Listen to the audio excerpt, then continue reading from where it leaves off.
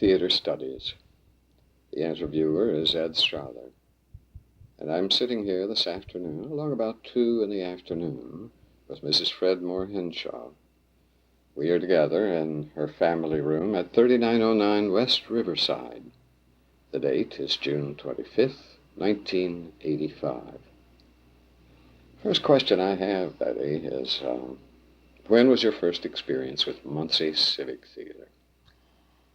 Well, my first experience was in 1934. Muncie Civic Theatre was doing a production of Expressing Willie by Rachel Crothers. And I was a freshman at Ball State. And I had thought that I would like to try something else besides Ball State Theatre. I'd been working all fall and winter in productions there.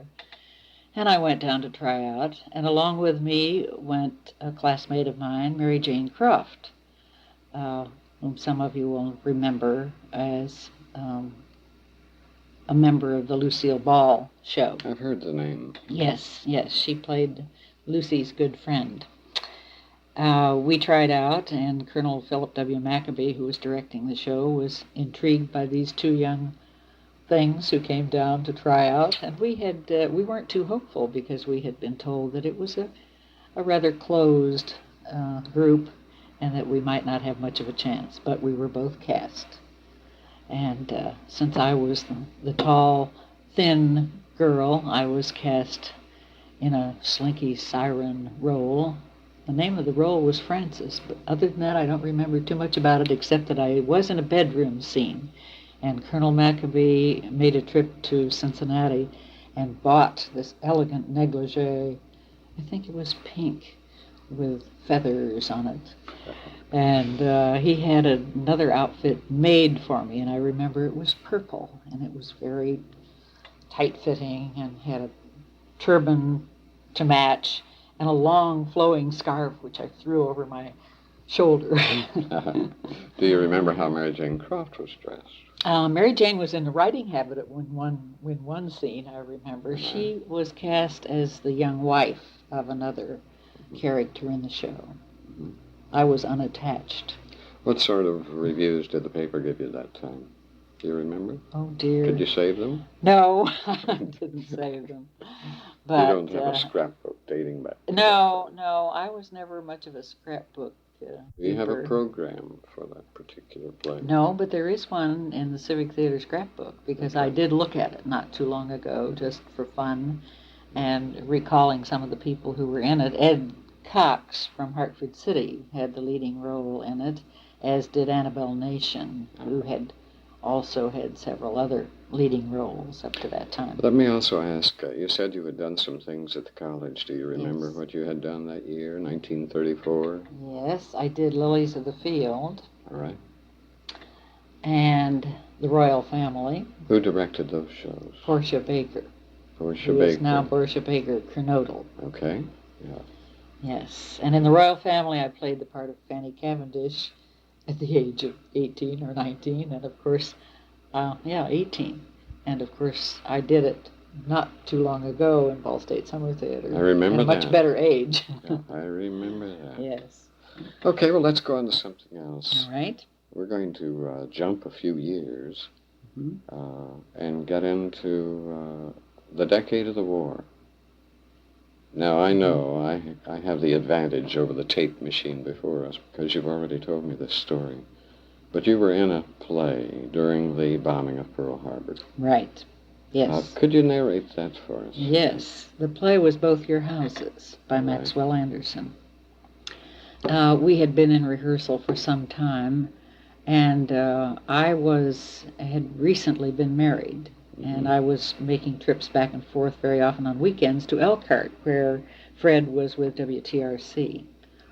And I left on December 7th, Sunday morning, was traveling to Muncie, and of course it's about, 125 miles, something like that. So it was a long trip. And at that time, in a slower car, and no radio. So I arrived at the theater in time for dress rehearsal. And, of course, amid all this excitement, turbulence, whatever, and had no idea what they were talking about. Oh. as I did not know what had happened. So it was all pretty much of a shock to me, and I was a bit in a haze, I guess. But anyway, we proceeded with our dress rehearsal. We opened, oddly enough, shows opened then on a Tuesday night. Uh-huh. And, of course, we all remember very clearly that William Ball, who was president, went out in front of the curtain and apologized for the production. Why? Because Both Your Houses is a satire on our government, on Congress. Yeah. And, of course, the whole thing takes place with the Senate and House of Representatives members. Mm-hmm. And I played, there were only three women, I think, in the show, and I played the part of the secretary who had quite an influence on her boss. Well, who made the decision to have this note of apology before the performance? I don't know. I was think it was a member of board the cast. decision? It might have been, or it might have been just Bill Balls.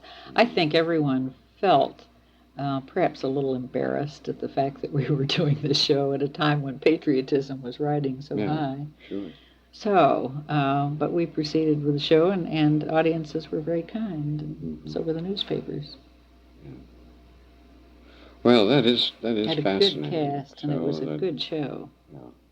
So the reviews were good. You remember that? Yes, I do remember that. And your apprehensions were all removed. Yes, and right. You could go ahead. I was no longer a newcomer in Civic Theatre. Now, how about the production that followed Both Your Houses? Was there one that followed? Yes, there was. In that year? Oh, I'm trying to think.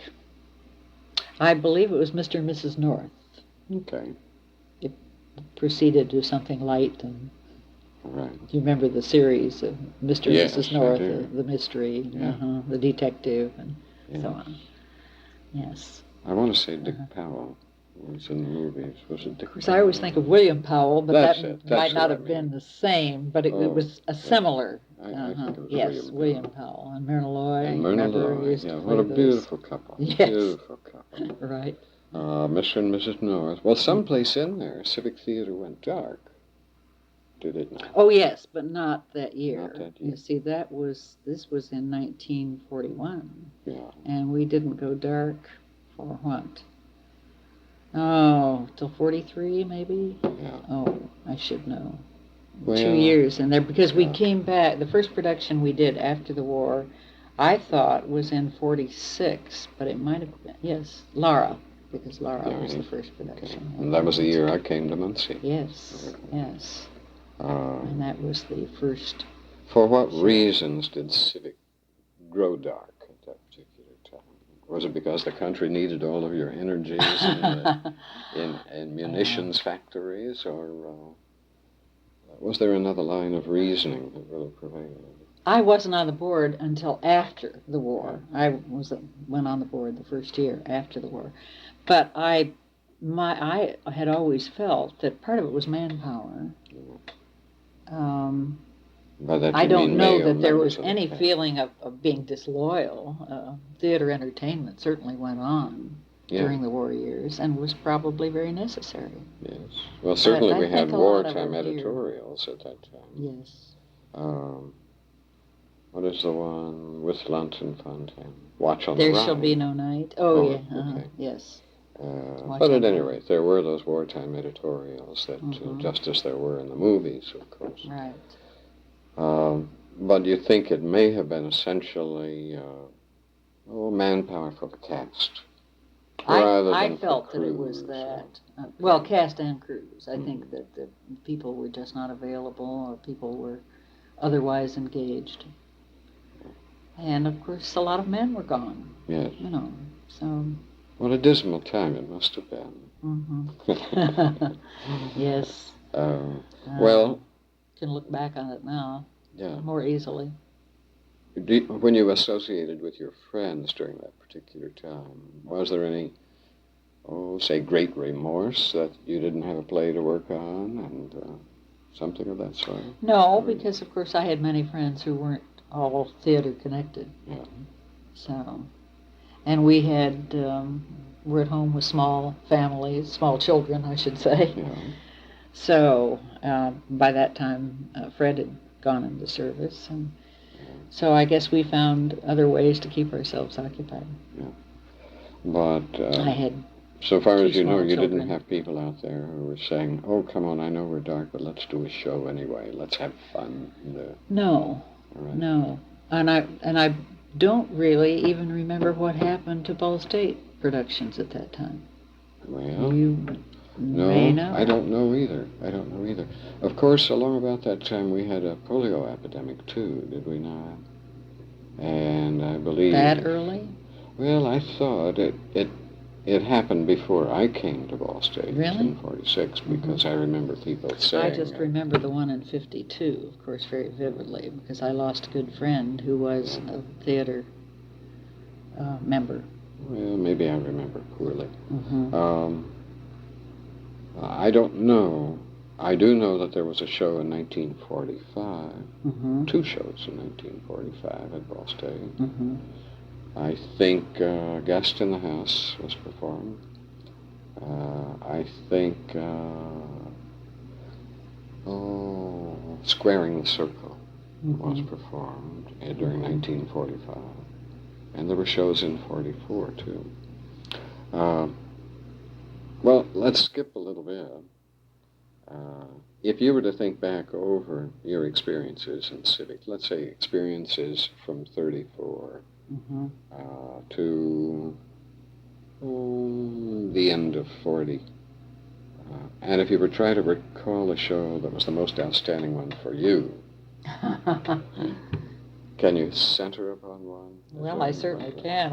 Outstanding, not because I was so in love with the show, but because it was such an experience that I had never had before. When I graduated from Ball State, Civic Theatre was doing a show called The Tangled Web. All right. And the leading lady ran away. Nobody knew what happened to her. What a The tangled director, web we went at first. Yes. Right. Well, anyway, the director came out to see me and asked me if I would do the role. And I said, after reading the play, said I would do it, but I couldn't possibly start that week because this was graduation week and we had all kinds of activities. Mm-hmm. And I don't know why Civic Theatre was running so late, because late, that must have been in June by that time. Well, anyway, I did the role in 1 week, rehearsals, 1 week. And it was probably the longest role I've ever done. I was never off stage. Yeah. Even the Bears of Wimpole Street, Elizabeth gets off for a little while when she runs off to get married. That's right. But in this one, I was never off stage. Do you recall the playwright? And Tangled Web. I don't either. no. In fact, I think we changed the name of it. I think it had another name, something with love in the title, and they used, it was, the quotation was used in it, the Tangled Web. The leading man was Ben Rubush, who was working at Ball Stores in some official capacity, I don't remember. A young man who was the nephew of Will Hayes. He was a Wabash graduate, and he was very nice to me. He met me the minute he was off work every day at 5 o'clock, and we would do lines for 2.5 hours before eating a sandwich before rehearsals. Where did you find a place to work? We worked in the across from the Masonic Temple, diagonally across where the French steam dye works was. We had a workshop there, or a scene building, right on the corner. I didn't know that. Yeah. Was that And there so during we the sat 40s? on boards and what have you. Just worked on lines. And worked on lines, The right. Tangled Web. And that was in 1937. All right. Okay. You were president of the board, too. Right. Were you not? Yes. On one occasion? 57, 58. Right. Right.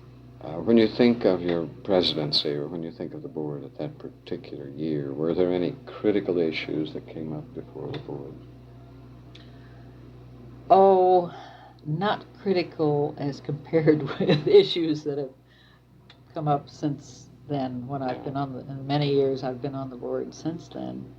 I think how simple things were almost. We were still in the Masonic Temple, and we weren't considering moving, and we didn't have a building to contend with. All we had to do was pay rent to the Masonic Temple, and it wasn't very much.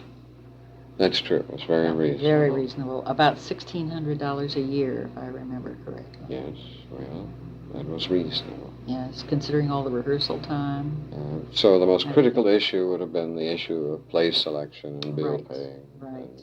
And, did you have to worry gas about bill to pay, producers? no electric bills. No, we had a core of very fine volunteers. And did you have to worry about directors? We had, let's see, at that time, I think we were all on volunteer directors at that time. Though, when I say volunteer, they were people from the community, and we did pay directors at that time. Not much, but we paid them a little. Right. Yes. But we no longer had paid directors. And of course, at one time we had. You mentioned Volney Hampton and Jane Bruce, who were here, both from the Yale Drama School. And I'm sure we paid them. Jane lived in Newcastle and came here every day. Volney Hampton came here to live. We had a woman by the name of Rika Scott Titus. I've seen that name in print. Yes, right. As a matter of fact, she also had a children's theater company. Oh, yes, I believe you're right. I didn't really know her because I was gone during those years. I think I remember either teaching or I was that she had a children's married and theater lived away. And that she was teaching children to read William Shakespeare. Oh. As a matter of fact. Must have been high-tone children's theater. Must have been.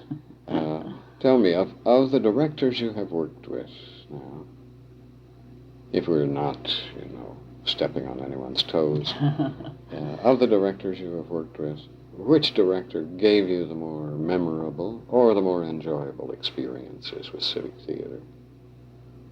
Wish I'd had time to think about this one. Well, let me be a little more pointed. Let me be a little more pointed. I've heard so much about Colonel McCabee. Yes. Talk about Colonel McCabee for a while. As a director? Yes, as a director. Yes, Colonel McCabee directed a play as if he were still a colonel. All right. Okay. Yes. It was our movements were very restricted. We moved only as he told us to. In fact, he used a model stage and used thumbtacks with our names on the pinhead, thumbtack head, and he moved us with thumbtacks, and that's where we moved, 4 steps to the right, 2 downstage. So he was the kind of director who would say, mechanical. There is your mark, go there. That's right, that's right. And you turn quarter left, quarter right, precisely. Well, to what extent would he yield? To what extent could you reason with him? We didn't try. You remember, I was only 18. I wasn't going to argue with him. Was he so much older that you found him intimidating? Oh, he was an intimidating man. Yes. Well, what director is at the opposite extreme then? Oh, at the opposite extreme. Oh dear. What director did you work with that was too indecisive? Oh. I can't think of anyone that I worked with who was completely indecisive. The director I probably worked with more than anyone else was Horace Burr. Sure. And because I did a number of shows under his direction. Well, he had many favorites among the townspeople. Yes, that's right. And he entertained his cast lavishly. We'd go over to his home in Newcastle and to his summer place, which was opposite Memorial Park, and have parties. He was a social kind of director, I would say. So everybody wanted to be in his play. Right. And then, of course, when I think that I've worked under you, and I've worked under Bob Robbins, and I've worked under Al English, such a variety of people that it would be very difficult for me to say. And terribly unfair when you're Yes. sitting with one of those Right. directors. Terribly unfair. And of course, I worked under Bob Robbins in Detective Story, and I found him a very effective director. Yes. In that show. He was, when he wanted to give you suggestions, he took you to the side very quietly and talked. I never heard him raise his voice, and yet he was very decisive. He knew exactly what he wanted. Yeah. There is another question about theater here in Middletown, and that question pertains to the Rex players. Yes. Again, I have heard you say that on Saturdays you would take your quarter, or whatever it was, Yes. and would go down. Right. Can you recall an experience or two about the Rex players? A play title? Can you recall a play title? Well, I can remember East Lynne. All right. I'm sure, I was at an age when I was very impressionable. And of course, I was fascinated by those people. Yes. St. Yvonne, I thought was so beautiful, and I'm sure she probably wasn't. And Rex Snellgrove, they were, Now, they came over I'm from sure it had Indianapolis, didn't they? I have no idea. I didn't at that time. I must have been, 10, 11, 12. All right. 13, and they maybe. came with a nucleus. They didn't come with a complete cast, did they? That's what I understand. I think at that time I was not aware of that. I thought they were all a professional company. Well, did you go to Central? Yes, but I wasn't in high school yet. All right. When they were here. All right. Well, I'd been told that the drama teacher there at the high school would recruit the additional cast members. And yes. that they would perform with members of the Rex players. Now, that was in the decade of the 20s. Yes, probably. Late, 20s. Okay. Late 20s. And you have no idea how many years I would Rex say players. 28, 29. No, I don't remember how many years they were here. Well, but I remember that. I'm sure now that they were overly dramatic, especially when I think of East Lynne. I don't know why that's so prominent in my memory, but... well, Edwin Booth discovered that that's what would sell. To yes, be overly yes, dramatic. Yes. And just tear a passion to tatters. And I think they did The Cat and the Canary, too. Seems to me I've read about that. It would be interesting to go back to those plays to see what the cast needs were, to see how many real principles there were. Something like Shakespeare. I would imagine most of the plays of Shakespeare, they have, 5, no more than 6 really big parts, principals. And then the hired men come in and fill in the lesser roles. And I would imagine it was that way throughout much of American theater. Well, what have we left out? What have we left unsaid here? I'm sure when we end this interview, we'll think of many, many other things. But during the decade of the 50s, is there anything that would especially hang out or stand out? Well, again, we were still in the Masonic Temple, and I suppose the most important roles that I did, or the ones that I remember the most vividly, were in that period. Because I did the Four-Poster and the Barretts of Wimpole Street with Jack Reichert. All right. The Barretts of Wimpole Street I did with Ed Langus, who was a very fine actor. I remember both of those shows. I remember very good Mama. Reviews. Yes. And I remember Mama got very good reviews. And well, it should have. And I worked with a woman in town who was from Norway.